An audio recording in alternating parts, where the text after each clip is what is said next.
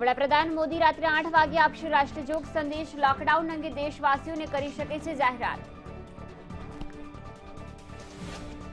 ભૂપેન્દ્રસિંહ ચુડાસમાને મોટો ફટકો. 2017ની ધોળકા બેઠકની ચૂંટણી રદ કરવાનો ગુજરાત હાઈકોર્ટનો નિર્ણય.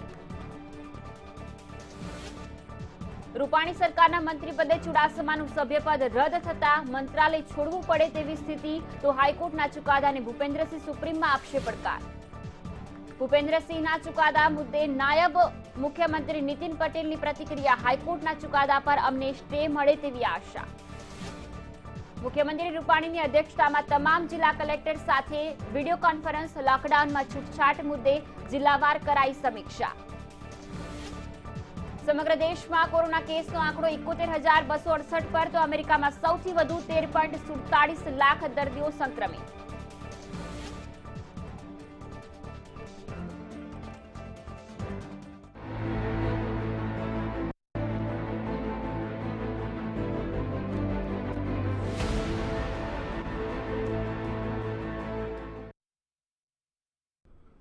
નમસ્કાર, સ્વાગત છે આપનું મંતવ્ય ન્યૂઝમાં. હું છું આપની સાથે ફાલ્ગુની. સમાચારોની વાત કરીએ. રૂપાણી સરકારને ઝટકો પડ્યો હોય તે પ્રમાણે ગુજરાત હાઈકોર્ટ દ્વારા ધોળકા વિધાનસભા 2017ની ચૂંટણી રદ કરવાનો આદેશ આપ્યો છે. 2017માં આ ચૂંટણી યોજાઈ હતી અને આ ચૂંટણીમાં મતગણતરીમાં ગેરરીતિ થઈ હોવાનો કોંગ્રેસ ઉમેદવાર દ્વારા આક્ષેપ કરવામાં આવ્યો હતો. અશ્વિની રાઠોડ દ્વારા હાઈકોર્ટમાં અરજી કરવામાં આવી હતી અને તે જ અરજી પર હાઈકોર્ટ દ્વારા આજરોજ ચુકાદો આપવામાં આવ્યો છે, જેમાં ધોળકા 2017ની વિધાનસભા ચૂંટણી રદ કરવામાં આવી છે. એટલે કે રૂપાણી સરકારને પણ ઝટકો છે, સાથે સાથે ભૂપેન્દ્રસિંહ ચુડાસમાને પણ આ મોટો ઝટકો કહી શકાય.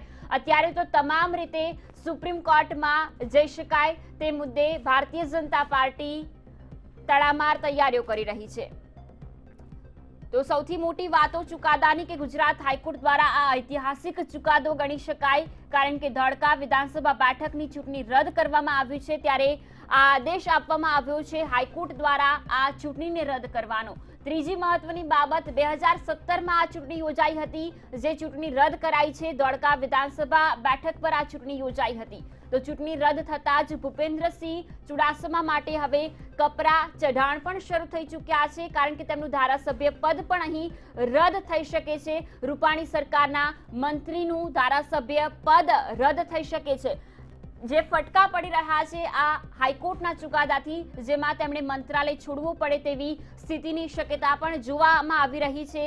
તો આ તમામ રીતે આ મોટી વાતો કહી શકાય કે ધારાસભ્ય પદ રદ થતા રાજ્યસભાની ચૂંટણીમાં એક મત ઓછો થઈ શકે છે અને સાથે સાથે રિટર્નિંગ ઓફિસર ધવલ જાનીને પણ અનેક પ્રકારની મુશ્કેલી પડી શકે છે. ભૂપેન્દ્રસિંહ ચુડાસમા ચુકાદો આપશે અને આ ચુકાદાને લઈને સુપ્રીમ કોર્ટમાં પડકાર પણ કરી શકે છે હાઈકોર્ટના ચુકાદાને લઈને. તો બીજી તરફ કોંગ્રેસે પણ ગુજરાત હાઈકોર્ટના ચુકાદાને આવકાર્યો છે.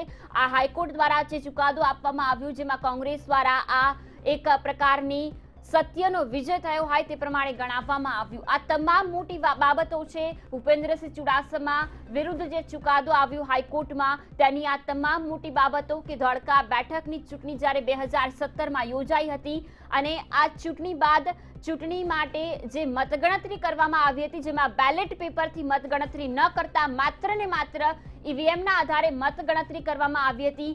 ખાસ કરીને ધવલ જાની દ્વારા જે પણ ગેરરીતિ આચરવામાં આવી હતી ત્યારે તેમના માટે પણ હવે કપરા સંજોગો, અનેક પ્રકારની મુશ્કેલી ઊભી થઈ શકે છે અને આ ચૂંટણી રદ થતાની સાથે જ ભારતીય જનતા પાર્ટીને, રૂપાણી સરકારને પણ એક ખાસ કરીને ઝટકો પડી શકે છે. રાજ્યસભામાં એક મત ઓછો થઈ શકે છે. તો આ બેઠક માટે આગામી સમયમાં કદાચ પેટા ચૂંટણી પણ યોજાઈ શકે છે, પરંતુ અત્યારે તો ભારતીય જનતા પાર્ટી સુપ્રીમ કોર્ટના દ્વાર ખખડાવવા પડે તે પ્રમાણેની સ્થિતિમાં છે. આગામી સમયમાં કયા પ્રકારના નિર્ણયો આવશે, કારણ કે અત્યારે તો તમામના માટે આ એક મોટા ઝટકા સમાન સમાચાર કહી શકાય કે ભૂપેન્દ્રસિંહ ચુડાસમાનું ધારાસભ્ય પણ હવે રદ થઈ શકે છે.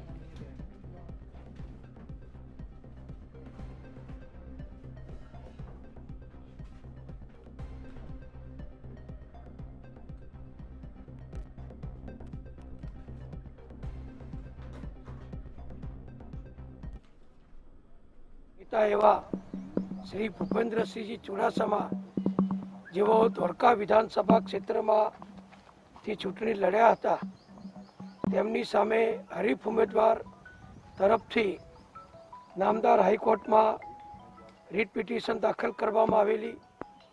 ચૂંટણીની જે મતગણતરી થઈ એ યોગ્ય રીતે નથી થઈ એવી જે આક્ષેપ કરવામાં આવેલો એ અંગે આજે નામદાર હાઈકોર્ટ દ્વારા જે ચુકાદો આપવામાં આવ્યો છે એ ચુકાદો અમારા સૌ માટે આઘાતજનક છે.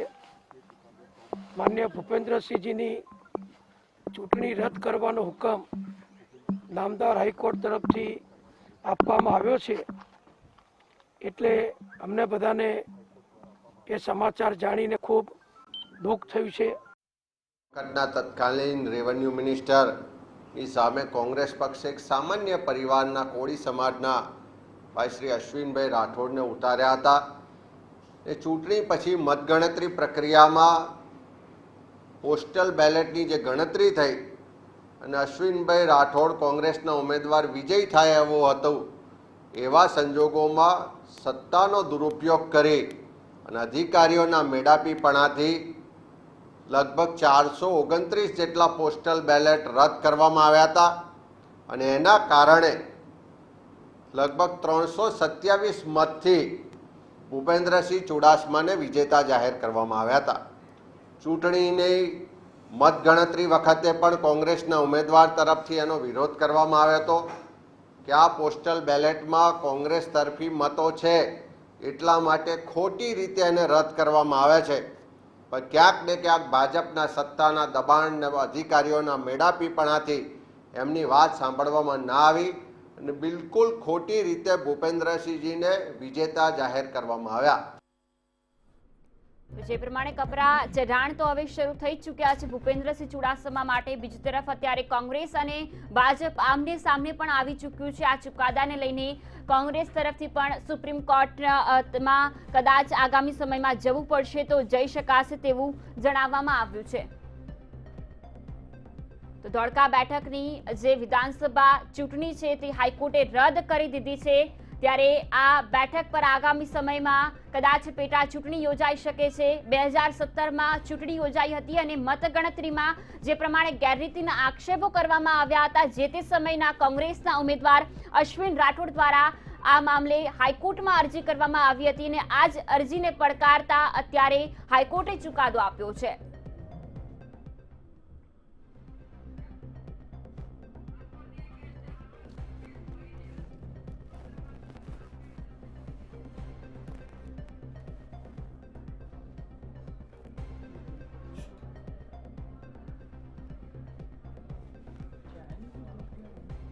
ભૂપેન્દ્રસિંહ ચુડાસમાના અત્યારે કપરા ચઢાણ તો શરૂ થઈ ચૂક્યા છે અને આ જ મામલે અમારી સાથે જોડાયા છે સિનિયર સંવાદદાતા અરુણ શાહ.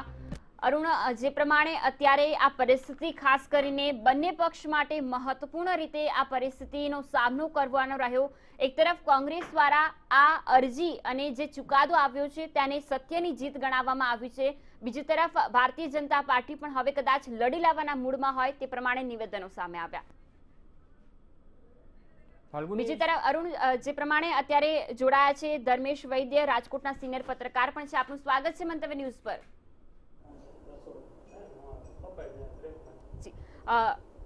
ધર્મેશજી, જે પ્રમાણે પરિસ્થિતિ અત્યારે ઊભી થઈ છે બંને પક્ષ માટે કદાચ આવનારો સમય મહત્વપૂર્ણ કહી શકાય કારણ કે બંને પક્ષ હવે સુપ્રીમ કોર્ટમાં જવા માટે પણ તૈયાર છે.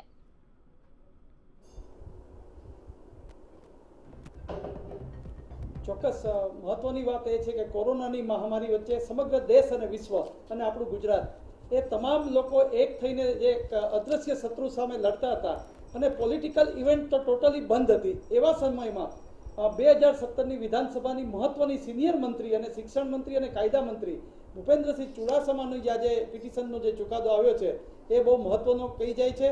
અને હું ભાજપ સરકાર માટે આ બીજો ચુકાદો એવો છે કે દેવભૂમિ દ્વારકામાં પબુભા માણેકમાં પણ જે ઉમેદવારી ફોર્મમાં ભૂલ હતી અને જે થયું પછી સુપ્રીમ સુધી કાયદો ગયો. આમાં પણ અત્યારે જેવો ચુકાદો આવ્યા પછીના 2 કલાકનો આપણે અભ્યાસ કરીએ તો ભાજપ અને કોંગ્રેસ આમને સામને કઈ રીતે સૌથી મહત્વની વાત છે કે હાઈકોર્ટે જે અવલોકન કર્યું છે એમાં બેલેટની જે ગેરરીતિ જે બતાડી છે અને એમાં રિટર્નિંગ ઓફિસરનો જે સૂચિતાર્થ કર્યું છે, આ એક બહુ મહત્વનું થાય છે. જે તે સમયે કોઈ પણ ઉમેદવારને રિટર્નિંગ ઓફિસર ચૂંટણીના અધિકારી અથવા ચૂંટણી પંચે જો એમને રીકાઉન્ટિંગની માગણી સ્વીકાર લીધી હોત અને આ બધું થઈ ગયું હોત તો આ વસ્તુ ઘણું જુદું રત. પણ આજે જ્યારે હાઈકોર્ટે ચુકાદો આવ્યો છે ત્યારે પોલિટિકલ ગતિવિધિ એકદમ તેજ બની ગઈ છે અને આને કારણે અત્યારે એક ભાજપ માટે મોટું સંકટ કહેવાય છે. ભલે સુપ્રીમમાં જવાનો માર્ગ મોકળો છે, સુપ્રીમમાં જશે, એ લોકો એ કોંગ્રેસમાં પણ કેવીએટ દાખલ કરવાની. અત્યારે અશ્વિન રાઠોડ જે કોંગ્રેસના ઉમેદવાર જેણે આ રીટ કરી હતી પિટિશન, એ પણ આવી ગયા છે. પણ જેને કહેવાય કે પોલિટિકલ લેવલે ગુજરાત અત્યારે એક મહત્વના સમાચાર લઈને આ કોરોનાની મહામારી વચ્ચે આવ્યું છે અને એમાં સૌથી જૂના જનસંઘના વખતથી સિનિયર મંત્રી ગણાતા અને જેને કહેવાય કે રાજકોટના પ્રભારી તરીકે અત્યારે કાર્યરત એવા શિક્ષણ મંત્રી અને કાયદા મંત્રી ભૂપેન્દ્રસિંહ ચુડાસમાને જે હાઈકોર્ટના આદેશથી ઝટકો આવ્યો છે એ બહુ મહત્વની વાત સાબિત થઈ રહી છે. જી બિલકુલ ધર્મેશજી. બીજી તરફ અરુણ શાહ પણ જોડાયેલા છે, સિનિયર સંવાદદાતા. અરુણજી, જે પ્રમાણે અત્યારે આ સંજોગો તો છે, પરંતુ આ પ્રકારની ગેરરીતિઓ ચૂંટણીમાં વારંવાર જોવા મળી રહી છે અને તેના પર કોઈ પણ પ્રકારની રોક પણ નથી જોવા મળી રહી. તે પણ એક સૌથી મોટો સવાલ ઊભો થાય છે. ફાલ્ગુની, સમગ્ર જે વાત છે તે વિધાનસભા ચૂંટણી 2017માં જે યોજાઈ તે સમયની આ મામલો હતો. મહત્વપૂર્ણ રીતે જ્યાં સુધી ઈવીએમનો સવાલ છે ત્યાં સુધી સુપ્રીમ કોર્ટ સુધી આ સમગ્ર જે ચૂંટણી પ્રક્રિયા હાલના તબક્કે જે ચાલે છે ઈવીએમના માધ્યમથી મહદઅંશે અત્યારે જે ટેકનોલોજીનો યુગ આવ્યો છે તેના આધારે ઈવીએમના માધ્યમથી સમગ્રતઃ ચૂંટણી પ્રક્રિયા હાથ ધરવામાં આવે છે. એટલે સૌથી મહત્વનું એ છે કે જ્યાં સુધી ઈવીએમનો સવાલ છે ત્યાં સુધી ઈવીએમની સામે પ્રશ્નાર્થ અને તેમાં કોઈ ચેડા પુરવાર કરવામાં ચોક્કસ રીતે નિષ્ફળતા સાંપડી છે. એટલે ઈવીએમની સત્યતા અત્યાર સુધીમાં પુરવાર થઈ છે અને સમગ્ર સુપ્રીમ કોર્ટે બી આ અંગે પોતાનું જે ઓબ્ઝર્વેશન ટાંક્યા છે ફાલ્ગુની, તેમાં ઈવીએમનો કોઈ અત્યારે ટેકનિકલ ફોલ્ટ હોય ને તેના કારણે પરિણામ પર વિપરીત અસર થઈ હોય તેવું સાબિત થયું નથી. જે ભૂપેન્દ્રસિંહનો મામલો છે એ જે મામલો સર્જાયો જે વિવાદ છે ફાલ્ગુની, તે પોસ્ટલ બેલેટનો છે અને પોસ્ટલ બેલેટ એ મેન્યુઅલી થાય છે, જેમાં મતદાન કરવાનું હોય છે અને પોસ્ટથી એ મતદાન કરીને મોકલવાના હોય છે ચૂંટણી પંચને. અને તેમાં આ ગેરરીતિ જે છે તે બહાર આવી છે અને પોસ્ટલના કાઉન્ટિંગમાં એ કાઉન્ટિંગ જે પોસ્ટલ બેલેટનું હતું તે કરવામાં જ આવ્યું નથી. જે કાઉન્ટિંગ હતું 427 અંદાજે 427 કે 428 મત હતા જે પોસ્ટલ બેલેટ કહેવાય.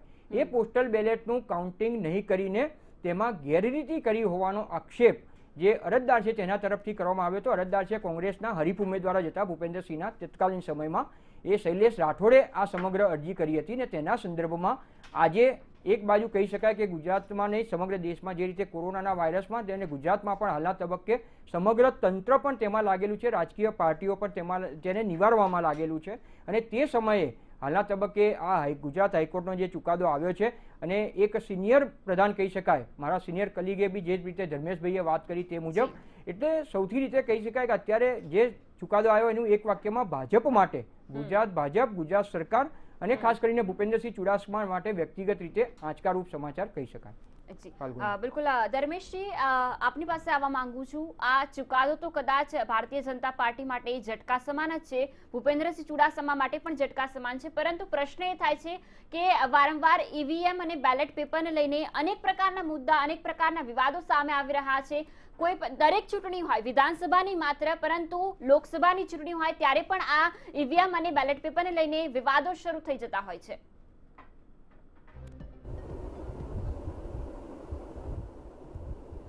ચોક્કસ ઈવીએમ તો પહેલેથી વિવાદમાં રહ્યું છે, પણ હવે જે તે સમયે ઈવીએમના વિવાદમાં એવું થયું કે દેશમાં જે વિધાનસભાની ચૂંટણીઓ થઈ અમુક રાજ્યોમાં, રાજસ્થાન કે મધ્યપ્રદેશ, તો ત્યાં કોંગ્રેસ આવી એટલે એક મુદ્દો જે ચર્ચામાં હતો એની અલગ પાસું આવી ગયું હતું કે ભાઈ હવે આ ઈવીએમથી નહીં, જો અહીંયા અમે તમારી સરકાર પણ જીતી છે, અહીંયા ભાજપની સરકાર પણ જીતી છે, એટલે ઈવીએમનો મુદ્દો ઘણો વિસરાઈ ગયો હતો.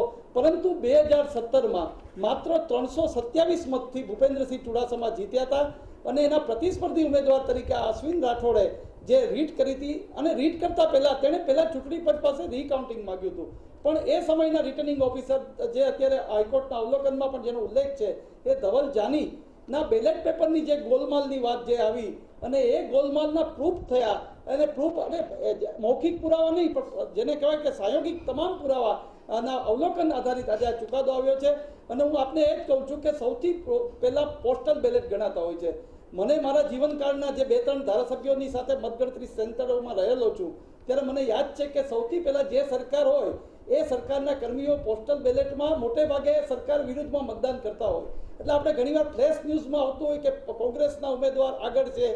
મોટે ભાગે શું છે કે એ સરકારના કર્મચારીઓના પોસ્ટલ બેલેટ ખુલતા હોય તો ઘણીવાર કામથી કંટાળી ગયા હોય, ડીએના પ્રશ્નો હોય, કોઈ મોંઘવારીના ભથ્થાની વાત હોય, કોઈ અન્ય હોય, પરંતુ સૌથી પહેલા જે બેલેટ પેપર ગણાતા હોય છે એ બેલેટ પેપર એટલા મહત્વના હોય છે કે જે શરૂઆતનું સુકન કરે ધારાસભ્યનું. અને હું માનું છું કે પરેશ ધાનાણીના 2 રિઝલ્ટ તમે જુઓ, અન્ય કોઈ કોંગ્રેસના ઉમેદવારના રિઝલ્ટ જુઓ તો એના સૌથી પહેલા પોસ્ટલ બેલેટથી શરૂઆત જીતની શરૂ થાય છે. આ એક બહુ મહત્વની છે. આ ધોળકાની ચૂંટણીમાં, ધોળકા વિધાનસભાની બેઠકમાં પહેલી જ વાર રિટર્નિંગ ઓફિસર દ્વારા જે કંઈ થયું હોય, અત્યારે હાઈકોર્ટનો જે ચુકાદો આપ્યો છે એમાં જે અવલોકન કરાયું છે એમાં બેલેટ પેપરનો જ વાંધો હતો. તેમાં 429 જેટલા બેલેટ પેપર રદ કરવાનો મામલો એ હાઈકોર્ટમાં પહોંચ્યો હતો અને હાઈકોર્ટ આજે આદેશ આપતા રાજકારણ રીતે એક બહુ મહત્વની લપડાક રાજ્યસભાની જ્યારે ચૂંટણી થવાની છે અને એક મત ભાજપ માટે કિંમતી છે, કોંગ્રેસ માટે પણ કિંમતી છે. ભાજપ માટે એટલે કિંમતી છે કે નરહરી અમીનભાઈને 3જા ઉમેદવાર તરીકે ભાજપે ઉતાર્યા છે. ત્યારે એક મત અત્યારની દ્રષ્ટિએ, આ કાયદાકીય દ્રષ્ટિએ હજી સુપ્રીમમાં જશે જે કંઈ થશે, પરંતુ અત્યારની દ્રષ્ટિએ તો એક મત બહુ મહત્વનો ભૂપેન્દ્રસિંહનો સિનિયર ગણાતો મત ભાજપ માટે અત્યારે આ ચૂંટણી રદ થતા બહુ એક મહત્વનો સાબિત થઈ રહ્યો છે. જી બિલકુલ. આ તરફ અન્ય ગેસ્ટ પણ જોડાયા છે, રાજેશભાઈ ઠાકર કે જેઓ રાજકીય વિશ્લેષક છે અને પંકિત એંધિયા કે જેઓ એડવોકેટ છે. આપ બંનેનું સ્વાગત છે. સૌપ્રથમ તો રાજેશજી આપની તરફ આવવા માંગીશ. આ ચુકાદાને આપ રાજકીય વિશ્લેષક તરીકે કઈ રીતે જુઓ છો? રાજકીય વિશ્લેષક તરીકે જોયા કરતાં સૌથી પહેલાં તો આને એક નાગરિક તરીકે જોઈએ તો આ ભૂપેન્દ્રસિંહ ચુડાસમાની નૈતિક હાર છે. એ સુપ્રીમ કોર્ટમાં એમનો જે કાયદાકીય ઓપ્શન છે એનો ઉપયોગ કરે, એ કાયદાએ કીધું છે એટલે જાય. પણ સૌથી પહેલી વસ્તુ એ છે કે તમે કોઈ પણ ગેરરીતિના કારણે આ ચૂંટણી જીત્યા છો એ હાઈકોર્ટની અંદર પ્રૂવ થયું છે. જે સરકારી અધિકારી છે ધવલ જાની, એમના મેળા પીપળામાં આ ચૂંટણીનું રિઝલ્ટ બદલાયું છે, એ એક બીજું આનું તારણ નીકળે છે. ત્યારે સૌથી પહેલો પ્રશ્ન એ થાય કે તમે સુપ્રીમ કોર્ટમાં જવા માટેનું તમારું ઓપ્શન ચોક્કસ અજમાવી શકો, તમને કાયદાકીય છૂટ છે, પણ નૈતિક રીતે તમારે હાલ રાજીનામું આપી દેવું જોઈએ. કારણ કે માનનીય હાઈકોર્ટે આ આખી ચૂંટણીને રદ કરી અને નિશ્ચિત કરી દીધું છે, સુનિશ્ચિત કરી દીધું છે કે આ ચૂંટણીના પરિણામો જે હતા એને હારને જીતમાં ફેરવવા માટેનું એક કાવતરું રચાયેલું હતું અને કાવતરું અહીંયા પ્રૂવ થાય છે. એટલે નાગરિકો સાથેની એક તો 420 છે, છેતરપિંડી છે, હાલના તબક્કે હાઈકોર્ટે આ નોંધ્યું છે. એટલે સૌથી પહેલા નૈતિક રીતે, બીજા બધું કાયદાકીય ઓપ્શન્સ બરોબર હોય, પણ રાજકારણમાં જ્યારે તમે હોય, જ્યારે જાહેર જીવનમાં હોય, ત્યારે જાહેર જીવનની અંદર એક દાખલો સેટ કરવાનો હોય. હવે તમે ચૂંટણી ગેરરીતિ કરીને જીત્યા છો, કાં તો ચૂંટણી રદ થાય છે, એનો મતલબ એ થયો કે 2.5 વર્ષ સુધી તમે જે પદભાર ઉપર બેઠા છો એ પદભાર ઉપર લીધેલા તમારા તમામ નિર્ણયો એ પણ ગેરકાયદેસર છે. તમે જે બંગલો છે, ગાડી છે, સરકારી પગાર છે, આ બધું જ મેળવ્યું છે. જેમ ખોટી ડિગ્રીથી નોકરી મેળવો અને એમાંથી જે લાભ થાય તો જ્યારે તમારે એ પ્રૂવ થઈ જતું હોય છે ત્યારે એની કુરકી નીકળતી હોય છે, રિકવરી નીકળતી હોય છે. તો ભૂપેન્દ્રસિંહ ચુડાસમા દાખલા તરીકે આજની તારીખે ગેરલાયક ઠર્યા છે, તો એમણે જે પણ સત્તાકીય લાભો મેળવ્યા છે, સત્તાકીય પદ ઉપર રહી અને જે નિર્ણયો કર્યા છે, એ તમામ નિર્ણયો ઉપર પ્રશ્નાર્થ ચિહ્ન આવી જાય છે. સૌથી પહેલી વસ્તુ આ છે. બીજી વસ્તુ એ છે કે હું હમણાં આવતો હતો ત્યારે જ હું ટીવીના માધ્યમથી જોઈ રહ્યો હતો કે એમણે એમ કીધું કે હાલ રાજીનામું આપવાનો વિચાર નથી. એટલે આ એક બીજો રાજકીય નફટાઈ કઈ હદ સુધી જઈ શકે છે એનું પણ આ એક ઉદાહરણ છે કે આપણે કયા યુગની અંદર જઈ રહ્યા છે. ઈવીએમની હું આવ્યો ત્યારે અરુણભાઈ વાત કરતા હતા ઈવીએમની, ઈવીએમ પ્રૂવ નથી થયું, પણ આ અહીંયા પ્રૂવ થાય છે. જે અમારા સાથી પત્રકાર મિત્ર વાત કરી રહ્યા હતા બેલેટ પેપરની, તો બેલેટ પેપરની ગણતરી હંમેશા શરૂઆતમાં થતી હોય. આ કિસ્સાની અંદર એવું થયું છે કે બેલેટ પેપરની ગણતરી, ઈવીએમની ગણતરી પછી છેલ્લે કરવામાં આવી છે. એટલે અને આ ધોળકાની સીટ તમને ખબર છે, કાંજીબી તળપદા એમની સામે લડતા હતા ત્યારથી બહુ જ માર્જિનલ મતોથી ભૂપેન્દ્રસિંહ જીતતા હતા. એટલે એ એક અંદેશો હોય જ કે ભાઈ બહુ જ ઓછા વોટથી જીતાય તો શું કરવું. એટલે એનું પ્રી પ્લાનિંગ હોઈ શકે. આ શું થયું છે તો હાઈકોર્ટના ચુકાદાની અંદર એમને સાંયોગિક પુરાવાઓને એના આધારે જે નોંધ્યો છે. પણ આખી ચૂંટણી પછી જ્યારે 300ની આસપાસના મતોથી જીતતા હતા અને 429 વોટ બેલેટ પેપરની અંદર હતા, ત્યારે પ્રાંત ઓફિસરે અને જે પાર્ટી સત્તામાં આવવાની હોય કે સત્તામાં હોય અધિકારી એને જ ફેવર કરે. આજે અહેમદ પટેલની રાજ્યસભાની ચૂંટણી જે છે એ પણ કોર્ટની અંદર છે, પણ એમાં ચૂંટણી પંચે જ લીધેલો નિર્ણય છે અને એ દિલ્હીમાંથી લેવાયેલો નિર્ણય હતો અને ના કેન્દ્રમાં ના રાજ્યમાં બંને જગ્યાએ ક્યાંય કોંગ્રેસની સરકાર નહોતી, એટલે એનું ઇન્ફ્લુઅન્સ એ અધિકારી ઉપર હશે એવું કહી ના શકાય. પણ આ જગ્યાએ એવું હતું. અને બીજું ધવલજાનીના કેસમાં એવું થયું હતું, હાઈકોર્ટની અંદર એ એક આ કિસ્સાની અંદર આરોપી તરીકે હતા, એ છતાં એમને એક પ્રમોશન આપી દેવામાં આવ્યું અને સીએમઓની અંદર એનો નોંધ ફરી હાઈકોર્ટે લીધી, પછી એ નિર્ણય સરકારે પાછો લીધો. એનો મતલબ એ છે કે ભૂપેન્દ્રસિંહ ચુડાસમાને લાભ કરાવવાના અધિકારીને સત્તા આવ્યા પછી સરકારે એને લાભ કરાવે છે, એટલે અધિકારી અને સત્તા આ બંને વચ્ચેનું મેળાપીપળું સાબિત થાય છે. અને હાઈકોર્ટે એક વખત એક ચુકાદો નોંધ્યો છે, એ ચુકાદો આવ્યા પછી કોઈ પણ રીતે એક પળ માટે પણ ભૂપેન્દ્રસિંહ ચુડાસમાને સત્તા ઉપર રહેવાનો અધિકાર નથી. જો ભારતીય જનતા પક્ષ એમ કહેતો હોય કે અમે ભૂપેન્દ્રસિંહ ચુડાસમાની પાછળ છીએ, તો એ લોકો અનૈતિકતાની પાછળ છે, એ અનૈતિકતાનું સમર્થન કરી રહ્યા છે. તમે પબુભા માણેકતા કેસમાં દ્વારકાનો કેસ પણ તમે જુઓ, એની ચૂંટણી પર ગેરલાયક થતી, એટલે છીંડે ચડ્યો એ ચોર. ઈવીએમ પ્રૂવ નથી થયું એટલે ઈવીએમ અત્યાર સુધીમાં એવું ગણાય છે કે ભાઈ એના ખોટા આરોપ છે, પણ અહીંયા આ આરોપ પ્રૂવ થયો છે અને હાઈકોર્ટ જેવી એક માનનીય અદાલતે આનો ચુકાદો આપ્યો છે, એટલા માટે નૈતિક રીતે ભૂપેન્દ્રસિંહ ચુડાસમાએ રાજીનામું આપી દેવું જોઈએ. જી બિલકુલ, આપણી જોડે એડવોકેટ પણ જોડાયા છે ઓંધિયાજી. ઓંધિયાજી, સૌપ્રથમ તો આ ચુકાદાને લઈને અનેક મહત્વની બાબતો સામે આવી, આપ શું માની રહ્યા છો અને આગામી સમયમાં કયા માર્ગો મોકળા છે ભૂપેન્દ્રસિંહ ચુડાસમા માટે? આની અંદર સૌપ્રથમ તો હજી જજમેન્ટ હવે જસ્ટ લોકો પાસે હવે જસ્ટ ડિલિવર થશે સાંજે, પણ આની અંદર હજી બંને પક્ષકારો પાસે ઓબ્વિયસલી જે પક્ષ અત્યારે જે ભૂપેન્દ્રસિંહ ચુડાસમાની સામે જે અત્યારે ચુકાદો આવ્યો છે કે ભાઈ ખરેખર આમાં ગેરરીતિ થઈ હતી, જેવું હાઈકોર્ટે જે જણાવ્યું છે અત્યારે ચુકાદાની અંદર, હવે એમની પાસે હજી એક રસ્તો છે સુપ્રીમ કોર્ટની અંદર જઈને અપીલ ફાઇલ કરવાનો અને જે પણ ચુકાદો આવ્યો છે, જે ડિટેલમાં આવ્યો છે, એની સામે સ્ટે લાવવા માટે. પણ અને કદાચ આ જે ટાઈમ થઈ રહ્યો છે એમાં એવું છે કે 1 મહિનાની અંદર એમને ફાઇલ કરવું પડે છે, પણ આ સિચ્યુએશનની અંદર કદાચ સુપ્રીમ કોર્ટ હજી એમને જે લિમિટેશન ટાઈમ પીરિયડની અંદર ફાઇલ કરવાનો છે તે કદાચ એમને એક્સટેન્શન આપી શકે છે. પણ આમાં ઘણા ટાઈમથી મેં ઘણું બધું ઓબ્ઝર્વ કર્યા પછી એવું લાગે છે કે હાઈકોર્ટે ઘણા હિયરિંગ આની અંદર થઈ ગયા છે, ઘણા એક્ઝિબિટ્સ આની અંદર મુકાઈ ગયા છે, ઘણા એવિડન્સ, ડોક્યુમેન્ટરી એવિડન્સ અને વિડીયોગ્રાફી પણ મુકાઈ ગઈ છે, સીસીટીવી ફૂટેજ પણ ઘણા બધા વિડીયોગ્રાફી એવિડન્સ મુકાઈ ગયા છે. એટલે હાઈકોર્ટે બધા જ ડોક્યુમેન્ટને ઓબ્ઝર્વ કરીને પછી ફાઇનલી આ ચુકાદો આપ્યો છે. એટલે કદાચ બની શકે છે કે સુપ્રીમ કોર્ટ પણ આવો જ કંઈક ચુકાદો આવે, કારણ કે હાઈકોર્ટે આ જેટલા બી ચુકાદા મુકાવ્યા છે હવે કંઈ નવું બીજું નથી આવવાનું. બંને પક્ષકારો પાસે જેટલા પણ એવિડન્સ હતા તે બંને અત્યારે મૂકી દીધા છે, હવે કંઈ નવું નથી આવવાનું. એટલે સુપ્રીમ કોર્ટનું બી કદાચ બની શકે કે આવું જ કંઈક રિઝલ્ટ આવે જે હાઈકોર્ટે ચુકાદો આપ્યો છે.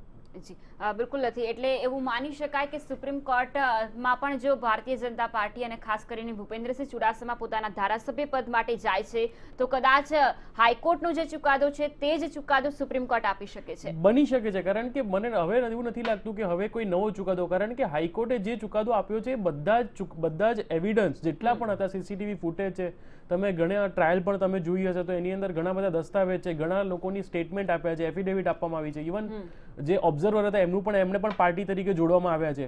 એટલે આ જે વિવાદ હતો એને રિલેટેડ બધા જ લોકોનો એફિડેવિટ અને એ લોકોની જુબાની લેવામાં આવી છે અને પછી જઈને હાઈકોર્ટે એને ચુકાદો આપ્યો છે.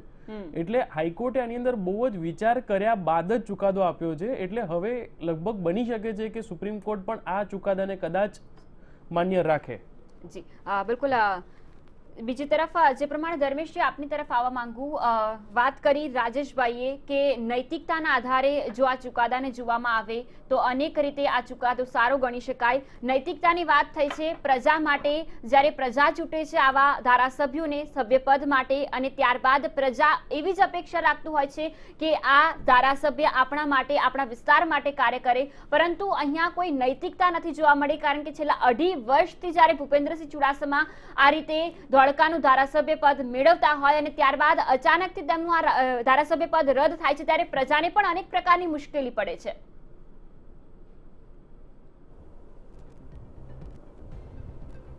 ચોક્કસ મહત્વની હું એક આખા ચુકાદામાં જો મહત્વની વાત કરીએ તો સિનિયર સૌથી હું આપને કહું છું કે જે ભાજપની સરકારના સૌથી સિનિયર મંત્રી અને વર્ષોના અનુભવી ભૂપેન્દ્રસિંહ ચુડાસમા 327 મતે જીત્યા એ લોકો માટે અને એમના માટે પણ આશ્ચર્યજનક હતું. કારણ કે જો આટલી બહુમતી સાથે જ માને પાતળી બહુમતી જ કહેવાય એવા સાથે જીત્યા ત્યારે જ્યારે આ ખેલ થયો હશે કે એવું સંભવિત સૂચિતા ચુકાદા મુજબ જોઈએ તો આ એક નૈતિકતાની જો વાત આવે તો સૌથી પહેલા 327 મતે જીતવું એ આછી પાતળી બહુમતી એ ભૂપેન્દ્રસિંહ પણ જાણતા હતા અને ધોળકાના એમના મતદારો અને સમર્થકો પણ જાણતા હશે કે જે લોકપ્રિય માણસ સિનિયર માણસ અને એને શું આવું થયું કે 327 મતે જ જીત્યા.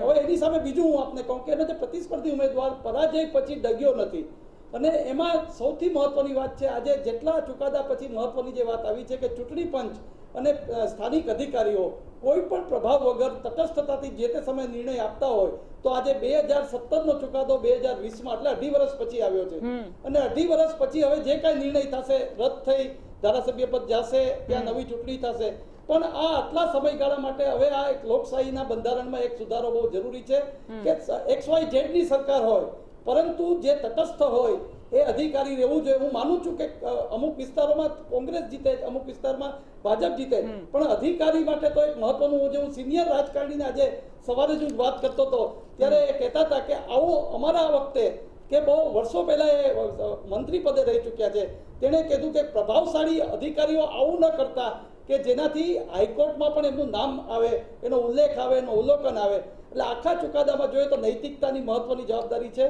327 મતે જીત્યા ત્યારથી જે ડાઉટફુલમાં તો ગણી જ શકતા હતા કારણ કે એટલું એ છે કે અવડો મોટો નેતા 327 આપણા કાયદા મંત્રી અને શિક્ષણ મંત્રીએ નો આજે આખો લડાયક કાયદા ન્યાય લડાઈ આવી 2.5 વર્ષ પછી આ ચુકાદો આવ્યો છે અને પાતળી બહુમતીમાં પણ જો આવો જે બેલેટ પેપરનો જે ખેલ થયો અને એ જો સૂચિતાર્થ કરીને અવલોકનથી આ ચુકાદો આવ્યો હોય તો રાજકારણમાં પણ મોટી વાત છે, લોકશાહીની મોટી વાત છે અને સામાન્ય લોકો માટે પણ આ એક સ્ટડીરૂપ ચુકાદો ગણી શકાય છે. જી બિલકુલ રાજેશભાઈ, જે પ્રમાણે બેલેટ પેપર અને ઈવીએમ ને લઈને આ સમગ્ર વિવાદ સર્જાયો, ઈવીએમ ની મતગણતરી થઈ પરંતુ બેલેટ પેપર જે 429 મતોની ગણતરી ન થઈ, શા કારણે ગણતરી ન થઈ? શું ભારતીય જનતા પાર્ટીને ડર હતો કે તેમની હાર થશે? આખો જે ચુકાદો છે એનો જે મૂળ આધાર છે એ મૂળ આધાર જ છે કે બેલેટ પેપરની ગણતરી પહેલા કરવાના બદલે અંતમાં શેના માટે થઈ. એટલે સૌથી પહેલા તો એક આશંકા જે વ્યક્ત કરવામાં આવી રહી છે હતી જ અને આગળ પણ મેં કીધું આગળની ચૂંટણીઓ પણ ભૂપેન્દ્રસિંહ ચુડાસમા ક્યારેય બહુ મોટા માર્જિનથી જીત્યા નથી, બહુ પાતળી સરસાઈથી જ જીતતા આવ્યા છે. એટલે પરિસ્થિતિ અમને એ ખબર જ હોય કે બહુ પાતળી સરસાઈ થાય ત્યારે શું રમત રમવી. એટલે આ જે કાવતરું ઘડાયું છે એમાં ખાલી ધવલ જાની અને પ્રેમ ઉભરાઈ ગયો ભૂપેન્દ્રસિંહ ચુડાસમા માટે એવું નથી કે અધિકારીને એકદમ જ પ્રેમ ઉભરાઈ ગયો કે મારે અમને જ જીતાડવા છે ને એના માટે હું આવી રીતની એક રમત રમું છે. એની સાથે ઉમેદવારનું એટલે કે જે ચૂંટણી લડી રહ્યા છે એનો પોતાનું પણ હિત હોય જ. બીજી એ જે વાત કરી રહ્યા છે કે સિનિયર મંત્રી છે એટલે જેને કહેવાય કે બહુ જ જૂના જે મંત્રીઓ છે એની અંદર એક ભૂપેન્દ્રસિંહ ચુડાસમા છે. એ નવી જનરેશનના અમિત શાહ અને મોદીના યુગમાં આવેલા હોય અને જેને આ રીતની ષડયંત્રો કરીને જીતે અને ચાણક્ય કહેવાતો એ પ્રકારની માનસિકતાવાળો વ્યક્તિ હોય તો સમજી શકાય, પણ આ વરિષ્ઠ નેતા છે. બીજી વસ્તુ એ છે કે એમની પાસે શિક્ષણ અને કાયદો આ બંને છે. શિક્ષણ એ સમાજનું ઘડતર કરે છે અને જેનો જે કાયદાનો મંત્રી છે એ કાયદાનું ઉલ્લંઘન કરીને જો સત્તા ઉપર રહેતો હોય તો એનાથી વધારે અધમ કોઈ વસ્તુ ના હોઈ શકે. બીજી વસ્તુ એ છે ચર્ચા ચાલી રહી હતી કે એક વોટ રાજ્યસભા માટે કેટલો મહત્વનો છે. હવે સુપ્રીમ કોર્ટમાં જશે, જે આપણા કાયદાકીય નિષ્ણાત છે એમણે કીધું કે સુપ્રીમ કોર્ટની અંદર જશે, ચુકાદો કદાચ બદલાય એવી શક્યતાઓ નથી, પણ આ એક ટાઈમ ગેમ છે. તમે જેમ અહીંયા 2.5 વર્ષ પસાર કરી દીધા એવી રીતે સુપ્રીમ કોર્ટની અંદર જઈ અને મોટા મોટા વકીલો રોકી અને એનો સમય પસાર કરે. ઇન બિટવીન તમે માની લો કે રાજ્યસભાની ચૂંટણી આવી છે અને ત્રીજી સીટ એ એક મતથી ભારતીય જનતા પાર્ટી જીતી જાય છે અને એ પછી સુપ્રીમ કોર્ટનો ચુકાદો એવો આવે કે હાઈકોર્ટનો જે ચુકાદો છે એ બરાબર છે અને ભૂપેન્દ્રસિંહ ચુડાસમા ગેરલાયક ઠરે છે, તો રાજ્યસભામાં એ જીતેલો ઉમેદવાર છે એ પણ ગેરલાયક રીતે ચૂંટણી જીત્યો હોય, એક બીજો કાયદાકીય ગીચ ઊભી થાય કે ના થાય. અને જો એ કાયદાકીય ગૂંચ ઊભી થાય તો આખી એક સિક્વન્સ કે તમારી સરકારની અંદર એક વ્યક્તિ ગેરકાયદેસર રીતે તમારા મંત્રીમંડળમાં હતો, મંત્રીમંડળના જે પણ નિર્ણયો લેવાયા એની અંદર એનો મત હતો, એ સિવાય એણે જે રાજકીય લાભો લીધા બિલકુલ પ્રજાના માથે, જેમ કીધું પ્રજાની સાથે ગદ્દારી એટલા માટે છે કે તમે ગેરકાયદેસર રીતે જીત્યા પણ પ્રજાના કદાચ કામ કરતા હશો, પણ હવે ફરી જો પ્રજાના માથે ચૂંટણી ઠોપાય છે તો એ ચૂંટણીનો ખર્ચ કોણ ભોગવશે? બીજી વસ્તુ એ છે કે જે જીતવા લાયક ઉમેદવાર જે અશ્વિન રાઠોડ છે કે જે જીતવા લાયક ઉમેદવાર હતો એ એણે કરેલો ખર્ચ, એ સાથે સાથે સરકારનો કરેલો ખર્ચ અને ભૂપેન્દ્રસિંહ ચુડાસમા, આ તમામ ખર્ચ કોણ ભોગવશે? એટલે પ્રજા માટે તો બહુ મોટું એક દ્રોહ થયો જ છે કે ભાઈ એમનો ઉમેદવાર જેમને એમ અત્યારે માનનીય મંત્રીશ્રી તરીકે ઉદ્બોધતા હતા એ વ્યક્તિ ગેરકાયદેસર રીતે પાછલી બારણીથી કાયદાકીય પેલા એનો ભંગ કરી અને વિધાનસભા સુધી પહોંચ્યો છે. એટલે આ આખું જે સર્કલ છે એની અંદર જ્યારે કોંગ્રેસની વાત છે તો કોંગ્રેસે એમ કીધું કે ભાઈ અમે તો એ સુપ્રીમ કોર્ટમાં જશે તો સુપ્રીમ કોર્ટમાં જઈશું, કારણ કે એમની પાસે ઓપ્શન નથી. અને બીજી એક વસ્તુ કે એક સામાન્ય પરિવારનો અશ્વિન રાઠોડ એ કોળી સમાજમાંથી આવે છે, એ ચૂંટણી લડતા હતા. એણે ચૂંટણી હાર્યા પછી ચૂંટણી દરમિયાન પણ જ્યારે આ ઘટના ઘટી ત્યારે પણ એમણે એમનો વિરોધ નોંધાવ્યો છે. જે સીસીટીવી કેમેરામાં ભય કર્યા સંયોગિક પુરાવા તરીકે એમને રજૂ કર્યો છે એને માન્ય કરવામાં નથી આવ્યો. એમણે પોલીસ ફરિયાદ પણ જે તે વખત કરી હતી, એમાં પણ ધ્યાન નહોતું લેવાનું. એ પછી આખા મામલાને હાઈકોર્ટ સુધી લઈ ગયા અને અત્યારે થયા છે. એટલે આગળની લડાઈ પણ એમણે જો ભૂપેન્દ્રસિંહ ચુડાસમા એમને સુપ્રીમ કોર્ટમાં લઈ જશે તો અશ્વિન રાઠોડે સુપ્રીમ કોર્ટ સુધી એ લડવાની જ છે. પણ સવાલ એ છે કે હાઈકોર્ટની અંદર એક વખત એક ચુકાદો આવી ગયો પછી તમે આગળની લડાઈ લડો એમાં કશો વાંધો નથી. જ્યારે તમને સંવિધાન છૂટ આપતી હોય ત્યારે તમે એ લડી શકો છો, પણ નૈતિક રીતે તમારે પદ ઉપર રહેવું જોઈએ નહીં. અને પદ ઉપર તમે ના રહો તો જ તમે એક રીતે એવું કહી શકો કે ભાઈ આ જે પણ થયું હતું એમનો બચાવ કરવા માટેનો એક બારી રહે કે ભાઈ જે બી અધિકારીએ કર્યું હશે એમાં મને ખબર નથી, પણ અધિકારીની ભૂલ હોય તે છતાં પણ જો હાઈકોર્ટ આવું નોંધતી હોય તો અત્યારે મારું રાજીનામું આપું છું. સુપ્રીમ કોર્ટ કહેશે તો પછી ભૂપેન્દ્રસિંહ ચુડાસમા, અને ભૂપેન્દ્રસિંહ એવી વ્યક્તિ નથી કે પહેલી વાર જીત્યો તો પહેલી વાર મંત્રી પદ ભોગવે છે કે એમને સત્તાની લાલસા હોય.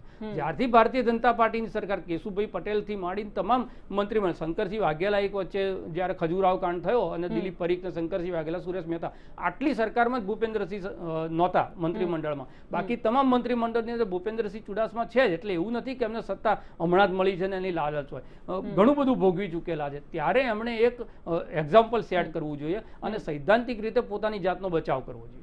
જી બિલકુલ. પંકિતભાઈ, જે પ્રમાણે આપણે પહેલા તો વાત કરી સુપ્રીમ કોર્ટમાં પણ કદાચ આ જ ચુકાદો આવી શકે છે, પરંતુ સુપ્રીમ કોર્ટમાં જ્યારે ભૂપેન્દ્રસિંહ ચુડાસમા ત્યાં જવાના છે તો તે નિશ્ચિત જ છે, પરંતુ તેઓ અત્યારે સ્ટે માટે પણ સતત પ્રયત્નશીલ છે. આગામી સમયમાં સુપ્રીમ કોર્ટમાં તેઓ જશે તો તેમના માટે કયા મહત્વના પડકારો રહેશે અને તેઓ પોતાના બચાવમાં કયા પ્રકારના મહત્વના મુદ્દાઓ રાખી શકશે? અત્યારે ઓલરેડી પ્રોવિઝન પ્રમાણે એમની પાસે ટાઈમ છે જ, પણ અત્યારે કદાચ આ કોવિડના લીધે કદાચ એવું પોસિબલી બની શકે કે કદાચ એમને એક્સટેન્શનનો ટાઈમ જોઈતો તો એ મળી શકે. મેઇન વસ્તુ શું છે કે હવે સુપ્રીમ કોર્ટ જે એ હવે એવિડન્સ જે પ્રોડ્યુસ થયા છે હાઈકોર્ટમાં એ નથી ઓબ્ઝર્વ કરવાની. હવે સુપ્રીમ કોર્ટ એ જ ઓબ્ઝર્વ કરવાની છે કે હાઈકોર્ટે ક્યાં ચુકાદો આપવામાં ભૂલ કરી છે. હવે હાઈકોર્ટે કઈ જગ્યાએ error in making a judgement, એટલે જ્યાં એરર થઈ ગઈ છે જે એ જ વસ્તુ સુપ્રીમ કોર્ટ કરેક્ટ કરશે. હવે કોઈ ફરીથી કોઈ પણ જાતનું ઇન્વેસ્ટિગેશન હવે ફરીથી નથી થવાનું. જેટલા બી એવિડન્સ જે હાઈકોર્ટે ઓબ્ઝર્વ કરેલા છે એવા ને એવા જ સેમ એવિડન્સ જે હાઈકોર્ટમાં રજૂ થયેલા છે એ જ સુપ્રીમ કોર્ટ એને ઓબ્ઝર્વ કરશે.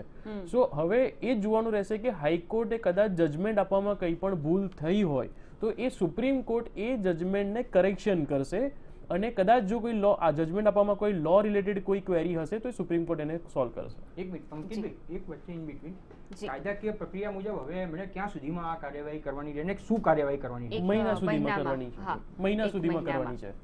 પણ એમાં એવું છે કે કદાચ તમે એક અલગથી અરજી કરો તો તમને એના એક્સટેન્શન મળી શકે છે કે ભાઈ અમને થોડો હજી ટાઈમ જોઈએ છે, સેટિસ્ફાઈડ સુપ્રીમ કોર્ટને વી હેવ ટુ સેટિસ્ફાઈડ, તો કદાચ હજી અમને થોડો ટાઈમ મળી શકે. જી બિલકુલ. ધર્મેશજી, જે પ્રમાણે અત્યારે આ તમામ રીતે કદાચ કપરા સંજોગો તો છે, પરંતુ એક પ્રશ્ન થાય કે અધિકારી અને સત્તા આ તમામની વચ્ચે દરેક વખતે પ્રજાને જ શા માટે પીસાવવું પડતું હોય છે?